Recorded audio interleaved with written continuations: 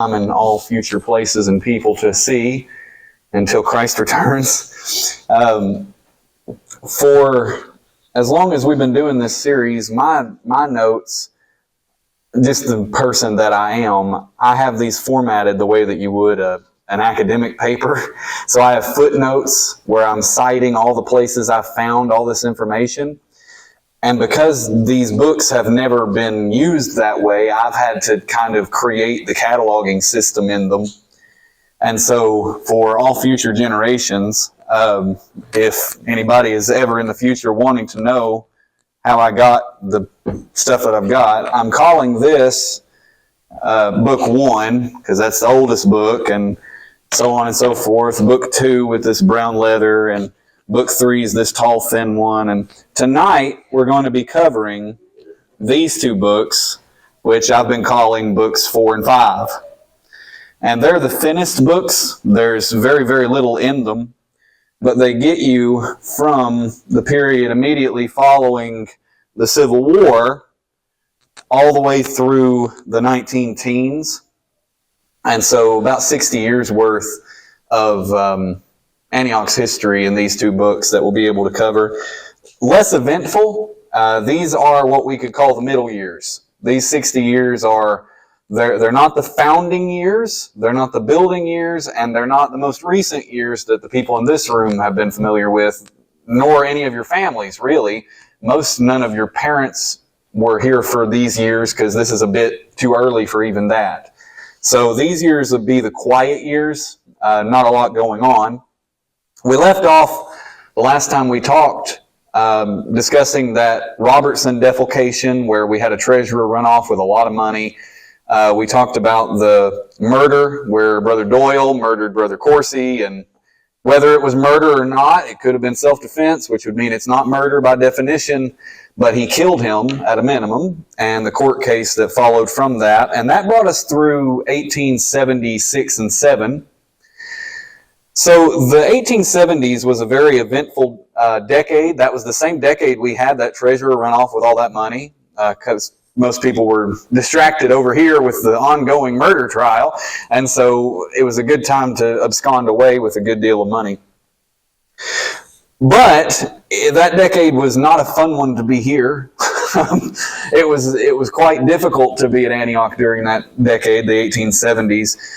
Not only because of all the fiascos, the chicanery and the everything just to deal with, but because also the 1870s was the decade in which that founding generation that really established Antioch and the generation of people who had spent their whole lives here really started dying in succession. You started having a lot of the founders and a lot of those early members of Antioch, the charter members, most all of them start dying in the 1870s. And you can do the math on that. If you were old enough to join the church in 1818, by the time you get to the 1870s, you're getting to those years where natural death becomes quite normal. So the 1870s, a lot of Antioch's members start dying. And so for the first time in 1873, October of 1873, we volunteer a sexton, which is an old word for a gravekeeper. We designate one guy to be the designated gravekeeper. And so he was decided on to keep the cemetery and to be the contact when people needed to be buried and to keep the cemetery when it needed to be tended. And the reason for that is, like I said, we had a lot of people in the church that were dying. So what we now call the old cemetery was the new cemetery at that point. I've tried to figure out when we started burying people in this cemetery. The oldest remaining stone, let me make sure I've got this right, because I just checked again to make sure right before we walked in here. The oldest remaining stone is for W.H. Duncan, which Duncan Ridge and all that. W.H. Duncan, the next oldest is Hannah Duncan. They're from the 1840s. So W.H. was buried in 1846. Hannah was buried in 1852. And then you have Zachariah Duncan, who was a deacon here and a pastor here at one point, and his wife Jemima. they're the oldest people buried that we have stones for now. Zechariah was born in 1784, and his wife Jemima was born in 1768. So pre-American Revolution, his wife at least, is buried here in the cemetery. That's not to speak to all of those who do not have stones, though. Because if you take a quick walk through the cemetery, you'll see tons of little foot rocks or stones that are broken or no longer legible. And that's just the nature of time. That happens in any cemetery. But by the 1870s, we had enough people dying that we needed somebody designated to care for the cemetery full time. And so we designated somebody for that. It appears, so thinking about those dates that the Duncans were buried here in the 1840s, 50s, and into that generation, this church didn't stand here yet. It was in construction during those eras. So I kind of wonder if that was originally supposed to be a Duncan family cemetery, and then when the church was built, they just designated it for the church, just let people be, I don't know. But the Duncans obviously had a lot to do with this ridge, so that's possible. I've heard Glenn tell this story before about his father, Wilmer, when he was a boy, said that the last time he ever heard of dynamite being used on a Sunday was when they buried Mary Flood. Her stone is in very good shape. If you look at it, it looks new, honestly, but it's facing this way. You can probably see it from the parking lot. Very nice looking stone. She was buried on a Sunday. They had to use dynamite to get the stone out, and so Wilmer talked about that. Probably one of the last people, if not the last person buried here. When I was going through these records, I recognized her name. She joined the church in October of 1884. So you think about how long of a span that we have people in the church right now who talked to people who knew someone who joined the church in 1884. I know that sounds all convoluted, but it's just crazy to me to think about that kind of stuff. It's crazy to me to think that, like, Calvin knew people who were born in the 1800s. That blows my mind. You know, that you guys know, that just blows me. As somebody born in the 1990s, to think that I know somebody who knew people from the 1800s just blows me away. I don't know why I'm so weird about that, but just the math of it just blows me away. And then we know people who will be alive in the 2100s, right? Because you know Violet, you know Fiona, you know these little babies being born, Briar Rose and little Peter Washington now. In all likelihood, they'll be alive in the 2100s. Just blows me away, right? Just absolutely. So anyway, that's neither here nor there. So Antioch's history, 1870s was a rough era for the people here. They decided to make some major changes through that decade and the ensuing decades. First of all, they had, and I'm sorry that I don't have illustrations for this one. First, it's hard to even illustrate this kind of stuff, but also I've been sick all week, and so just didn't have a good chance to do it. Sorry about that. But one of the major changes that they make is they had just gotten through this whole defalcation fiasco with Robertson, who took a bunch of money. One of the ways that they tried to fix that problem was they wanted fewer people having control over the church. That was part of the problem, they thought, was they had too many people that could exercise authority in the church, which we know that's because they had this plurality of elders. They had a lot of pastors, and then they had deacons, and so they had all this stuff going on. So they decide to move away from that. They stop having a plurality of elders, and they go to a single solo pastor. This is the first generation ever where they decided we're going to have one pastor, not several. So in 1872, they still had two elders, C.R. Johnson and Alexander Malone.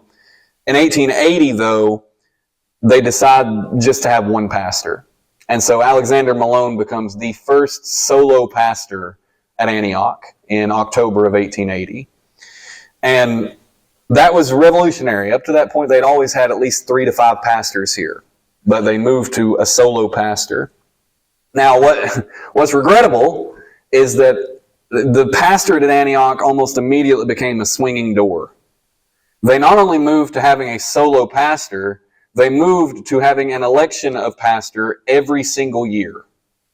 And the way that they did it was about the worst way I could possibly think of doing it, which is where you would have multiple candidates put forward, and like a presidential election, the church would vote for their preferred candidate, and they would keep having votes until one person was voted for unanimously. Can you even imagine what that must have been like? If you have three candidates, one guy gets 50 and another guy gets 40 and one guy gets 10, and you go, okay, well, let's have a runoff between those top two. But how do you get to unanimous? How do you get half the church to change their vote?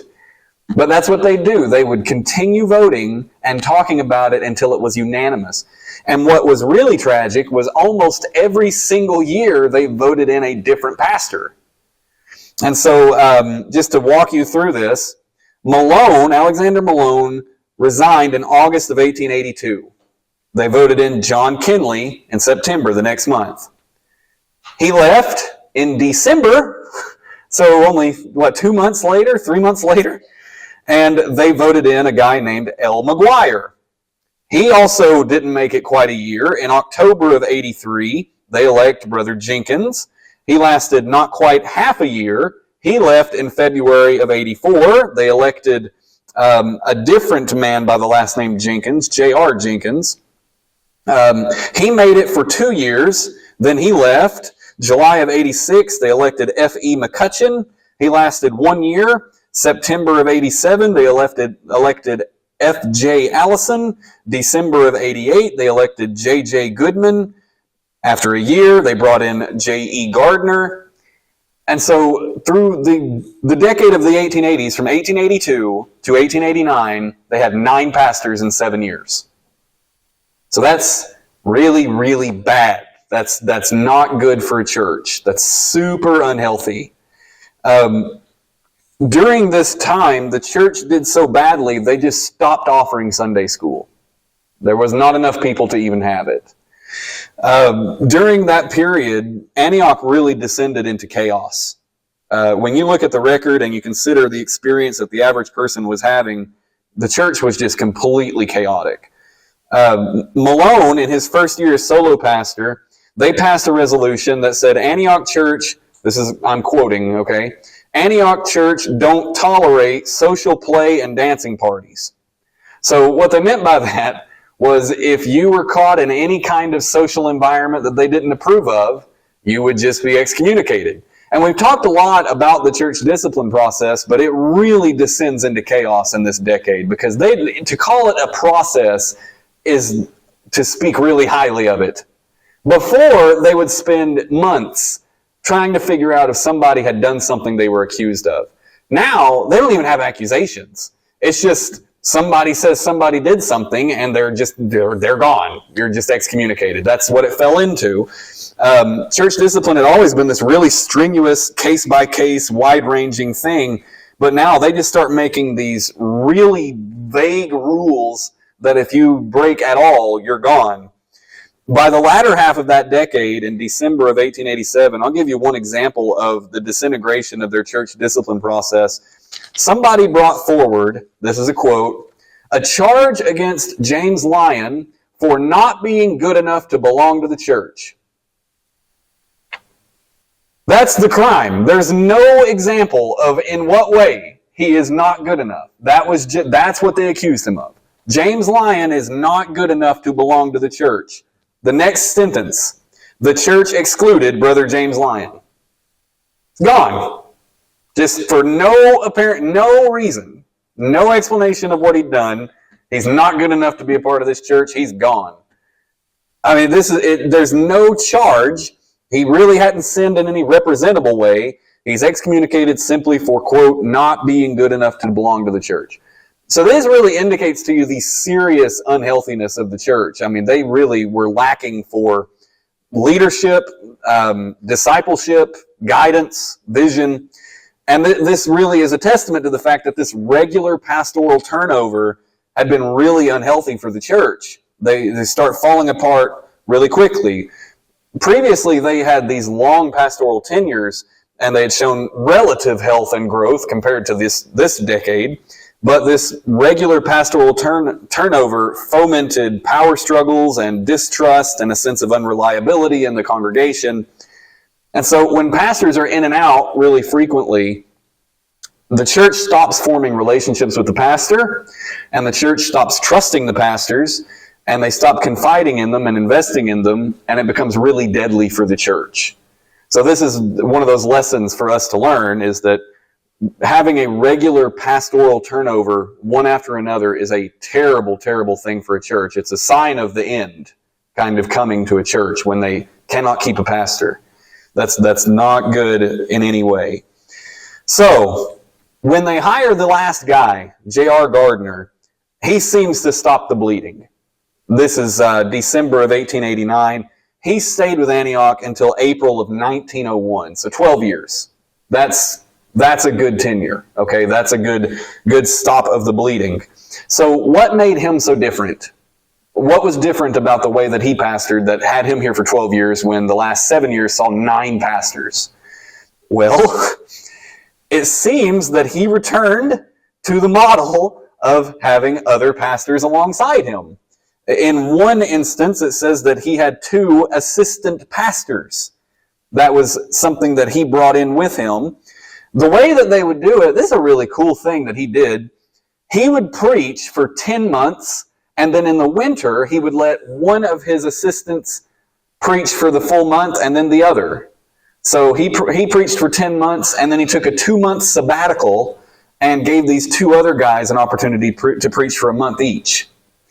And that seemed to work really well. The other guys were M.M. Hall and J.W. Clevenger. So he gave them each a month to preach through the winter, and he took a sabbatical. And in our day, a sabbatical is really popular and common for big church pastors. So, for example, the fellow at New Vision, New Community, whatever the one at Roy's Barbecue is, Brad Rogers. Brad takes a 1-month sabbatical every year. And he goes and he stays at, I'm thinking of the guy in Bowling Green. Brad just takes a month off, and he prepares all of his sermons for the entire year in that month that he takes off. So the whole year, he's not doing sermon prep.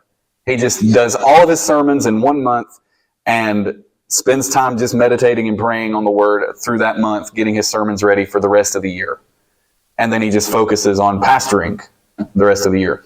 There's a fella in Bowling Green at a church that I should know the name of. I should know his name because I can see his face. But in any case, he pastors there. He takes a month every year, and he goes and stays at Clear Creek Bible College.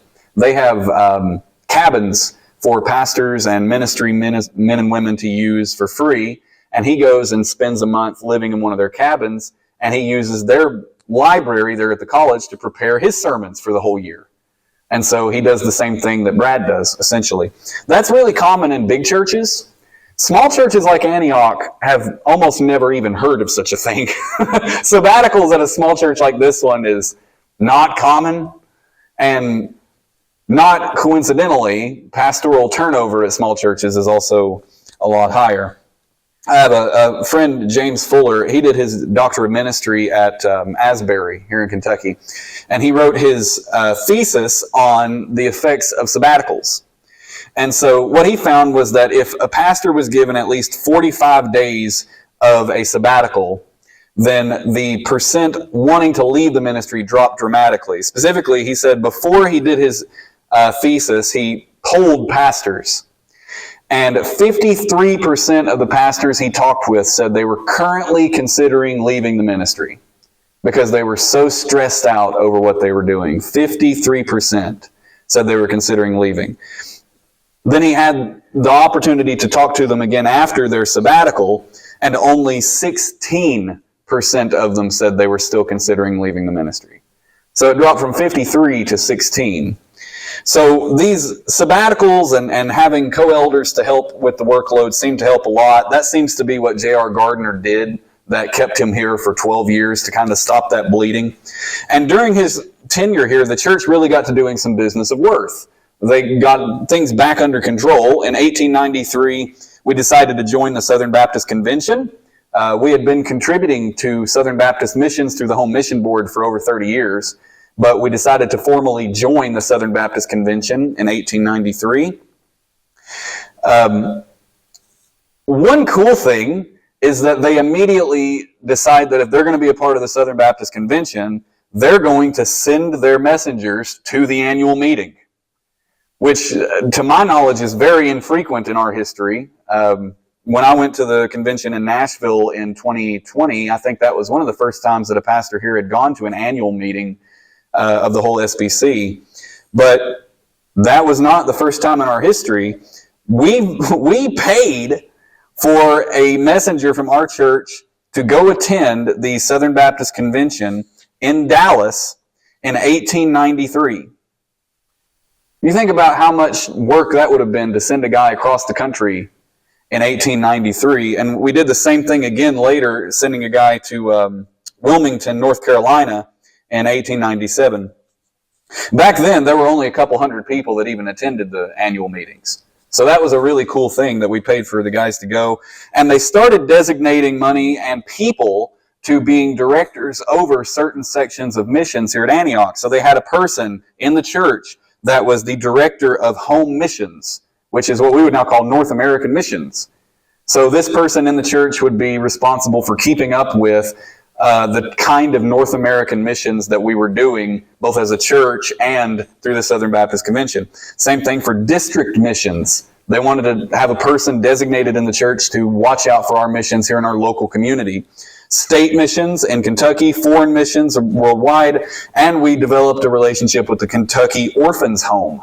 So that kind of is a remnant today. We still have relationships with things like that, with Isaiah 117 and the Galilean Home Ministry. We're a lot of the same things. So this relationship with the SBC is a long-standing one, 1893, so that means that we've been Southern Baptist for 131 years, which is pretty cool. Several weeks ago, Sean West asked the question of whether Antioch had historically used wine for communion. And I told him I didn't know. Well, that comes up in Book 4. In 1893, April of 1893, they were set to take communion. They used to take communion in April and September. And so they were set to take communion, but somebody brings up whether or not we should use wine in communion. Now, you might be thinking they brought it up to use wine for the first time, but that's actually backwards.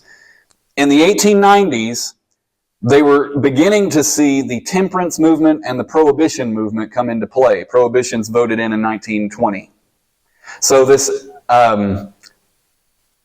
suspicion of alcohol really starts gaining steam in the 1890s and early 1900s. So in 1893, we held this business meeting and somebody brought up whether we should continue to use wine in communion, which leads you to believe that they had been using wine this whole time. And so they made a point of asking this, and they put it to a vote of whether they would continue to use wine or change to using grape juice. And the decision that they made was to, this is the quote, "Let the Lord's Supper stand as it has always stood." So they confirmed that we used wine from the beginning and we would continue to. So when did that stop? Well, most all churches used wine up until 1920. 1920, it becomes illegal to buy or sell alcohol anywhere. And so almost every church decided to switch over to grape juice when Prohibition passed. And that lasts for 13 years. We overturned Prohibition in 1933. Most churches, like the Presbyterians and the Lutherans and the Catholics, go back to using wine. But Baptists do not. Baptists in 1933 stay with grape juice. And so we're about the only denomination that did that. So up until evidently at least 1893 and probably several years afterwards, Antioch was using wine for communion, probably stopped with Prohibition and haven't since. So probably about 100 years using wine, and before that about 100 years, let me get that backwards. For the last 100 years we've used grape juice. For the 100 years before that we used wine. So half of our history with wine, half with grape juice. When Brother Gardner left, the church moved back to a solo pastor model, and things again started going really poorly. The new pastor, Brother Bristow, evidently did not think that missions were very important, and so he led the church to reduce its mission giving, and the only thing that we kept giving to through his pastorate was the orphans' home. We stopped giving to international and home missions and all of that. We did start giving to something I haven't ever seen before called the Ministers' Aid Society. I don't know what that is, but it seems that the church wasn't really in favor of what he was doing as far as leading them to stop this missions giving, because they kick back and they demand that the church become more mission-oriented, and then demand that the church formally change its name to Antioch Missionary Baptist Church. So that's in the early 1900s. I think that's 1902. And he would accordingly resign. So the church, he starts pulling back on missions, and the church says, no, we're pushing forward on missions, and so he tenders his resignation. And that brought us into a series of almost no recognizable leadership. The pastors that they vote in, again, are being voted in and out annually, but you don't see them really leading anything. They're not, they're what I would call a lame duck pastor. Kind of like how we've had lame duck presidencies and things like that. You're just the figurehead. You're not actually doing anything as far as leading. So the church begins to go in a number of different directions, some of which are really encouraging and some of which are terrifying. So they have no recognizable leadership, which means there's no one on the gas and no one on the brakes. Anything can happen and no one knows. So to give you a couple of examples, here's some good things that happen in the aftermath of Brother Bristow and some of the ensuing pastors. 1903, we voted to join the Logan County Baptist Association, which it seems that we've been in ever since. So 121 years with our local association here. In August of 1909, the deacons, who at this point probably became the de facto leaders of the church, the deacons undertook the task of dividing up the area surrounding this church and appointing missionaries to those areas. So we actually looked at our local community as a mission field and designated missionaries to areas in that. So Charlie Stinson and Robert Driscoll were designated to be missionaries to the area west of Clifty. Floyd Harris and Hattie Floyd were to be missionaries to Duncan Ridge. Jan Eddings and Lizzie Purvis were to be missionaries to East Hopkinsville Road. J.M.H. Whitson and Maddie Coursey were to be missionaries of East Wolf Lick Creek. And Ben Benson and Odie Benson were to be missionaries to all the areas in between. So you think about actually designating it that way.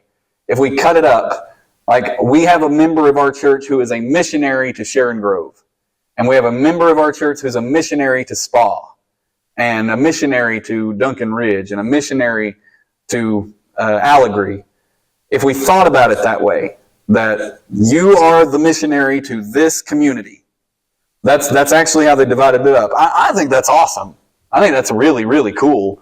That's somewhat like we used to do here the Great Commission Sundays, where we'd cancel service on a Sunday and send people out to certain homes. That was cool to kind of see that same sort of thought over 100 years ago.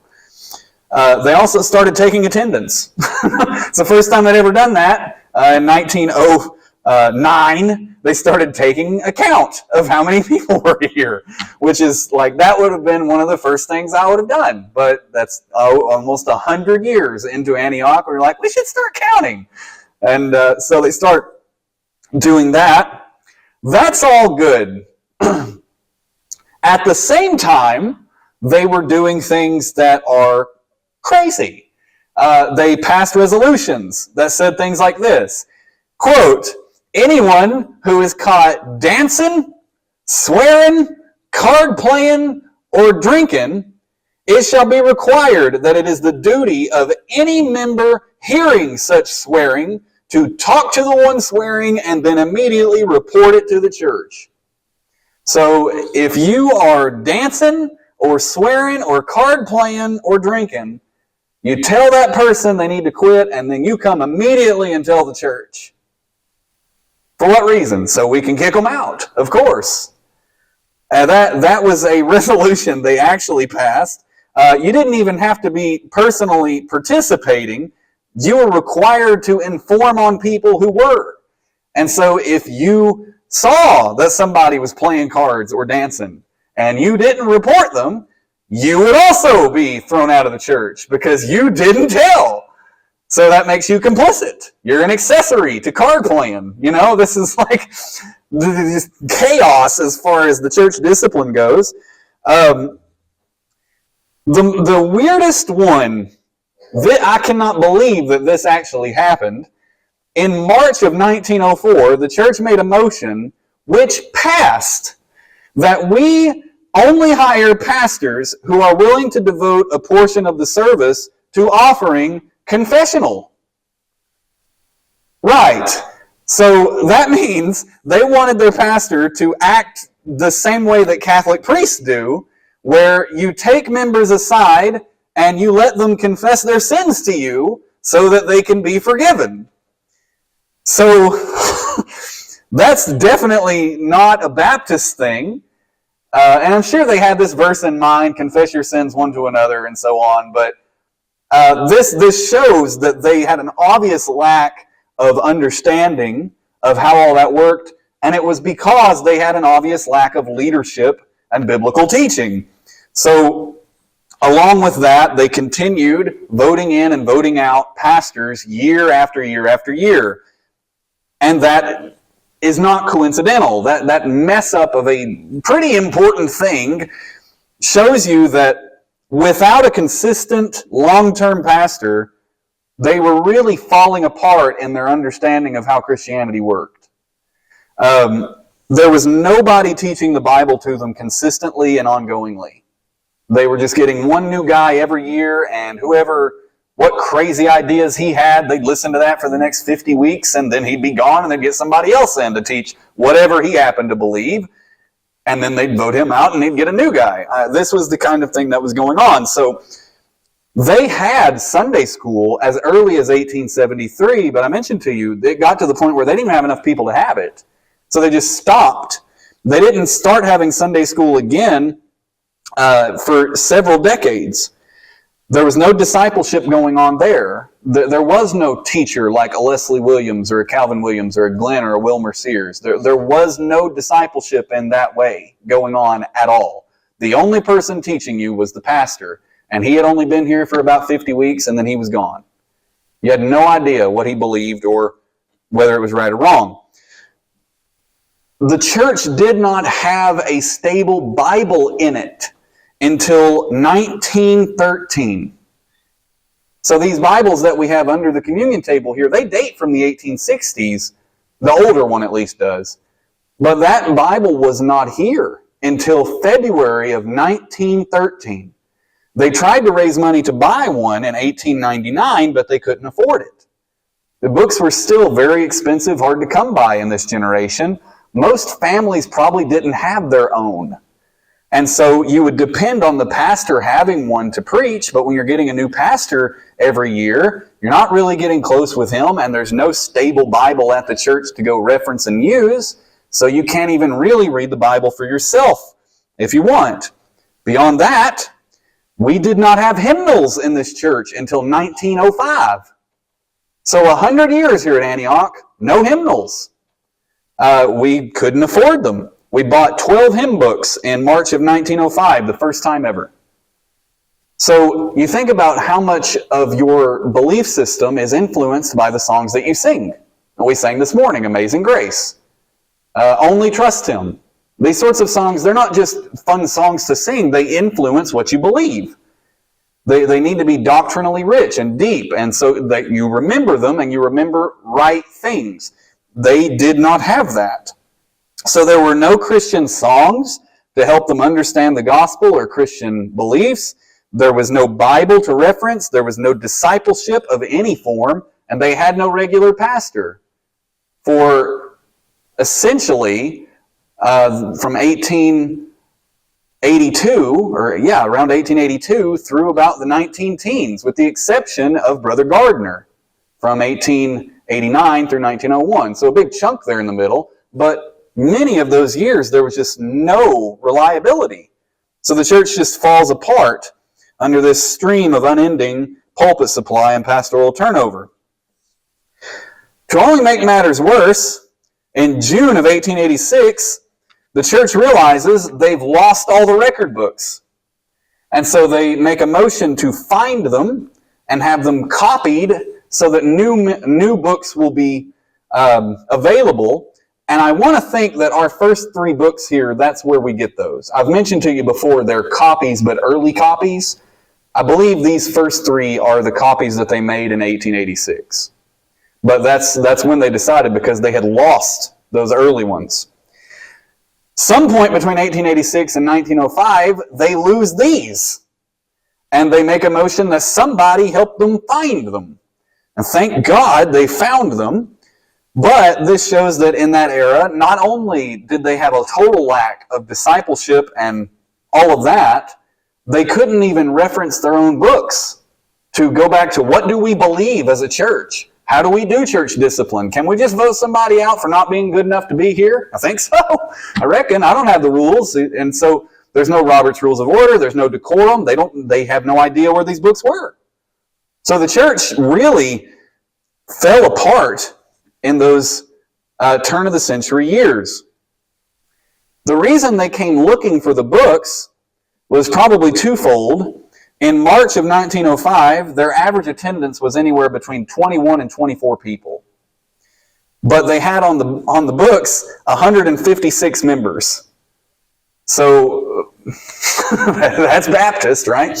We're not so great at keeping our roles tended to. But here, the church was in danger of closing, and they had 150 plus people claiming to be members. And so they start looking for the rule books and the old record books to see, who are the members here, and have we ever done a church purge before?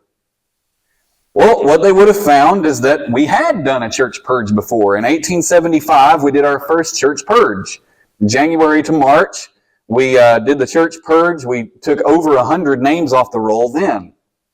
1906, they decided to do another purge. They take another 100 names off the roll. And so they realized these are the people that actually attend from time to time. They got down to about 50 in membership.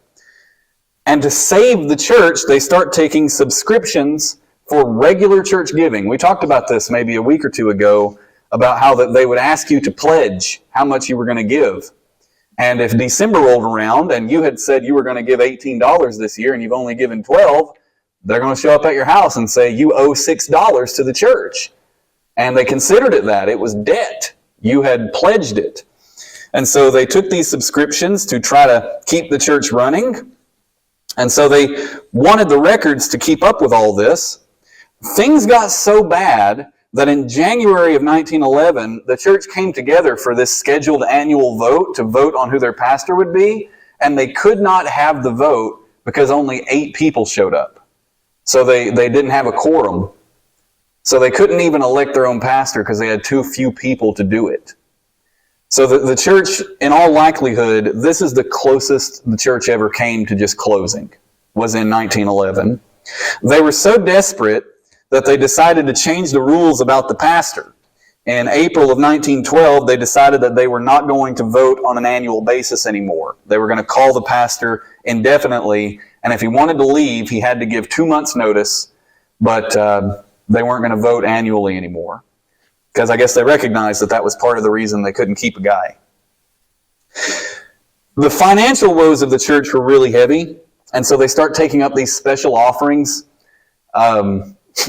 At the end of every year, up to this point, when they came to their pastoral vote, they consistently had to have a special collection to pay the pastor his salary because they couldn't pay him. So they hadn't paid him all year. And they come to the end of the year and they still don't have enough money to pay him what they said they would. So the church was just really in financial trouble. So it becomes really embarrassing how they had to fundraise in the 19-teens. And this is before the Great Depression, mind you. We were not in the Depression for another decade. In summer of 1912, they decide they're going to have a revival. And some of the members pop up a lemonade stand outside for all the people coming for the revival. And so people keep going out to buy lemonade because it's summer and there's no AC and all of that. They're hot. So the church was so strapped for money that they made a formal motion that they stop selling lemonade outside because they were taking money away that could otherwise be given to the church. So they asked the members to stop selling lemonade. And the next year, Antioch was chosen to host the associational meeting, and they made a formal resolution at a business meeting saying, this is the quote, "We forbid anyone to sell anything during the associational meeting." Because they did not want anybody taking money away from the church that could be given in an offering. So this is really how strapped they were. I mean, just completely on the verge of closing in those early years of the 1900s. Very few people, hardly can keep a pastor, no money, no discipleship, no real idea of how church operates, because, I mean, if you're offering confessional at the Baptist church, you really have no clue who you are. So that's just 100 years ago. That's barely a generation before some of your parents. So, yeah, that's how far we've come in just that 100 years. Again, I'm sorry I didn't have any illustrations for you or